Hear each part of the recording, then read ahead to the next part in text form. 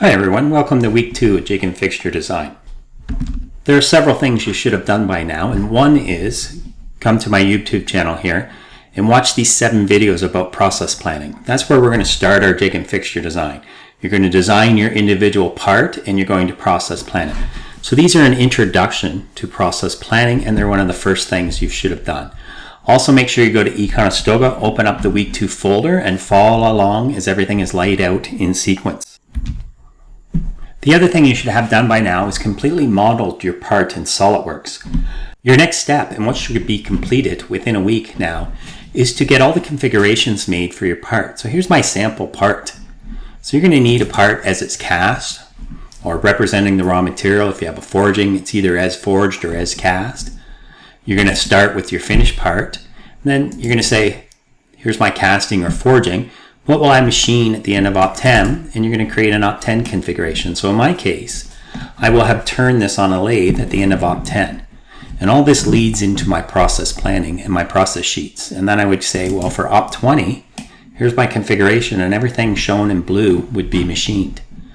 Next would be Op 30 for this particular part. So in Op 30, I'm going to machine this slot and this keyway.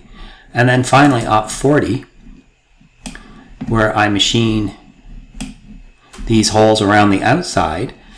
And again, there's still the finished part, which is another machining operation, Op 50. So we'll go back to that. And for Op 50, what I'm doing is I'm adding the countersink to these holes. I'm going to go back to the isometric view here. By the end of week 2, you should have all the machining operations prepared as configurations of your solid model. Once all of your configurations are created, your next step is to create drawing sheets for them. So here's my final part drawing, and after I've created all my configurations, the next step is to start the process planning. As part of your process plans, you will need clear process drawings to go with each process sheet. So one of the things you'll need to do is start your drawing sheet set, and this should be started within week 2 and complete it by the end of week 3. Okay, so here I have my drawing sheet for my Op 10 showing everything that will be turned, having all the call outs, the required GD&T for this part, and I've color coded it so you can see in green what will be turned. And then I've gone on and I've said, okay, for Op 10, the zeros were obvious. We'll just go back to Op 10 for a second. Right, it's a round turning part, so obviously the X0 is the center of the part, and all but one dimension, this one here, comes from this front face, so this is my Z0. Remember, this side of this part is still cast, hence the larger tolerance here. It'll be machined in the next operation. Then I went to Op 20 and I said, you know what? It's not as clear where my part 0 is. So I've gone ahead and added a sheet that just shows where the Z0 is.